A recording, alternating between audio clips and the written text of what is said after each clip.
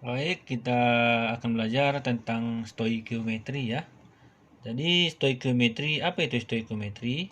Ya, stoikiometri adalah cabang ilmu kimia yang mempelajari tentang perhitungan kimia ya. Jadi dalam stoikiometri ini kita akan belajar tentang hitung-hitungan dalam materi kimia ya. Nah, yang pertama yang akan kita pelajari tentang stoikiometri ini yang pertama adalah hukum-hukum dasar kimia ya. Hukum-hukum dasar kimia ini ada 4 ya. Yang pertama hukum kekekalan massa atau hukum Lavoisier, hukum perbandingan tetap atau Proust, hukum perbandingan berganda ataupun Dalton, dan hukum perbandingan volume dan hipotesa Avogadro ya. Ini kita akan bahas satu persatu. Ini ya, yang pertama hukum kekekalan massa ataupun hukum Lavoisier ya. Dibilang hukum kekekalan massa menyatakan bahwa massa sebelum dan sesudah reaksi adalah sama ya. Jadi maksudnya kalau kita campurkan seperti ini ya, campurkan A dan B menghasilkan C dan D ya. Nah, maka nanti kalau massa A ditambah massa B harus sama dengan massa C ditambah massa D gitu ya. Ataupun misalnya gini, kalau misalnya hasilnya cuma 1, massa A ditambah massa B sama dengan massa C kalau memang hasilnya cuma C aja gitu ya. Jadi massa sebelum dan sesudah reaksi sama, itu maksudnya.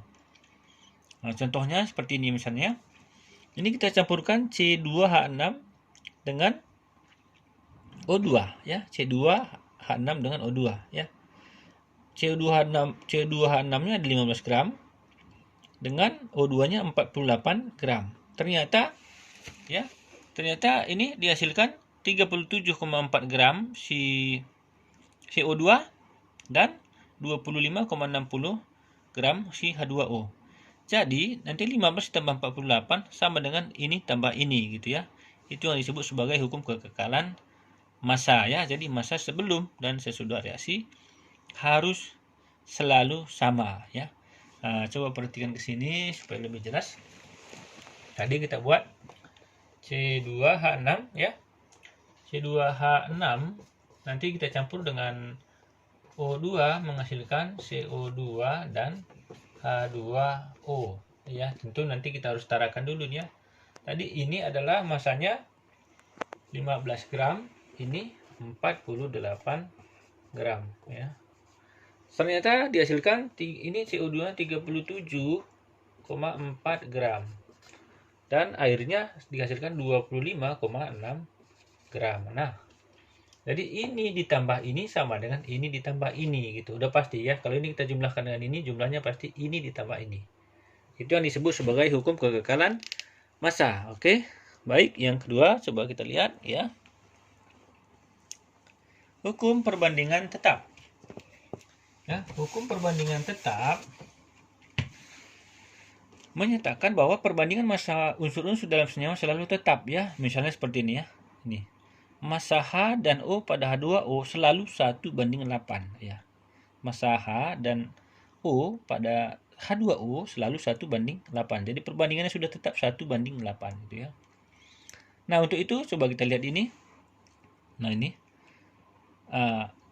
berapa, coba kita lihat ini ya. Pada soal ini perbandingan massa H dan O pada H2O kan 1:8 ya.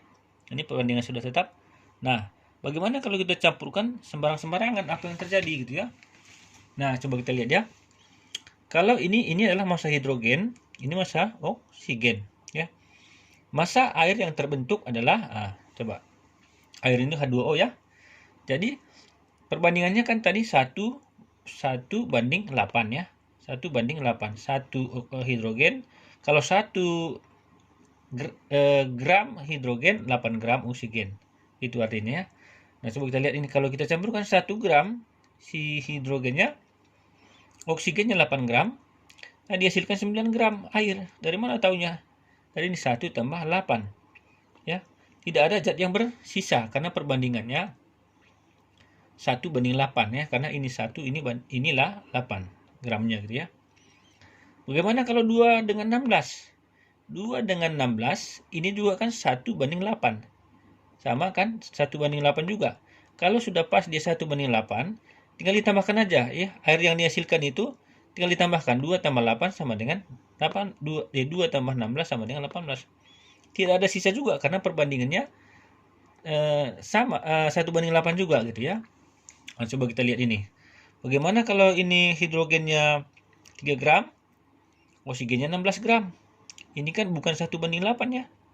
Nah, kalau ini 3, ini harusnya kan 24. Baru dapatnya 1:8. Kalau ini 3, ini harusnya 24. Padahal ini kan bukan 24, berarti nggak cukup kan? Nah, kalau ini nggak cukup, kita ngitungnya harus dari sini, supaya nanti tahu kita yang mana yang sisa ya. Kalau ini ikan nggak cukup nih. Kalau ini 16, ini harusnya berapa? Harusnya 2 gitu kan? Harusnya 2. Ini 16, ini harusnya 2. Jadi ternyata di sini cuma 2 yang bereaksi. 16 di sini. Ya. Ininya. Oksigennya, hidrogennya cuma 2 gram. Kalau 2 gram cuma bereaksi nanti tentu dia sisa 1 gram hidrogen pada akhirnya nih. Makanya di sini sisa hidrogen 1 gram. Jumlah air yang terbentuk berapa? 2 ditambah 16, 18. Kenapa cuma 2 ditambahkan? Karena 1 tidak bereaksi. Dari mana tahunya? Karena perbandingannya tadi adalah 1:8 gitu ya. Coba kita satu lagi nih. 3 dengan 32. Kalau ini 3, ini harusnya 24. Ya kan? Pas. Kalau ini 3, ini 24. Ya kan? Ini 3, ini 24. Berarti di sini sisa 8 gram yang tidak bereaksi. Ya. Nah, makanya ini ada si pereaksinya ada 8 gram sisa si oksigennya di sini. Karena cuma 24 yang bereaksi, sisanya itu tak bereaksi lagi karena ini cuma 3 gram. Berapa air yang ditambah yang terjadi? Maka 3 ditambah 24 tadi. 3 tambah 24, 27 gram ya. 8 gram ini sisa si oksigennya tadi karena perbandingannya 1:8 ya. Seperti itu cara mencarinya ya. Itu hukum kedua. Kemudian hukum perbandingan berganda ataupun hukum Dalton. Hukum Dalton mengatakan bahwa jika dua buah unsur dapat membentuk lebih dari satu senyawa, maka perbandingan massa dari unsur-unsur yang satu bersenyawa merupakan bilangan yang mudah dan bulat. Nah, ini mudah ya. Bulat. Misalnya, jika perbandingan C dan O pada CO adalah 3:4, pada perbandingan C dan O pada CO adalah 3:4, maksudnya perbandingan ini ya, massanya ya. Maka perbandingan senyawa CO2, maka pada senyawa CO2 perbandingan massa C dan O adalah 3:8. Kenapa bisa?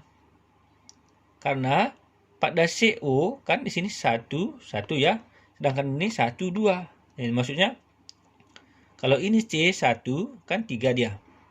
Kalau 2 berarti dikali 2 ini jadi kan 3:8 seperti itu ya. Nah, maksudnya ini C-nya 3, ini 3 tetap kan 1:1 ini kan. Kalau ini O-nya 1, ini 2 berarti kan O-nya ini jadi dikali 2 yang 4 ini maksudnya. Jadi perbandingan 3:8. Itu yang disebut sebagai perbandingan berganda atau hukum Dalton ya. Nah, kemudian hukum perbandingan volume ataupun Gay-Lussac. Hukum Gay-Lussac mengatakan bahwa pada suhu dan tekanan yang sama, perbandingan volume gas-gas yang bereaksi dan volume gas-gas hasil reaksi merupakan bilangan bulat dan sederhana. Ini mudah juga ya. Jadi seperti ini maksud Gay-Lussac ya. Ini direaksikan N2 dan H2 menghasilkan NH3 ya.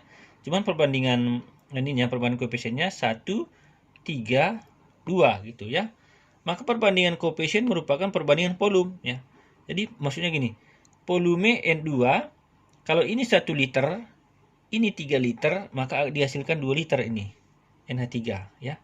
Jadi perbandingannya volume N2 banding volume H2 banding NH3 1, 3, 2. Dari mana dilihatnya di koefisien 1, 3, 2 ya. Jadi kalau ini 1 liter dicampur dengan 3 liter ini akan dihasilkan 2 liter NH3 gitu maksudnya ya. Nah, jadi itulah kira-kira kalau untuk hukum itu. Untuk hipotesis Avogadro kita akan lihat video berikutnya ya. Terima kasih.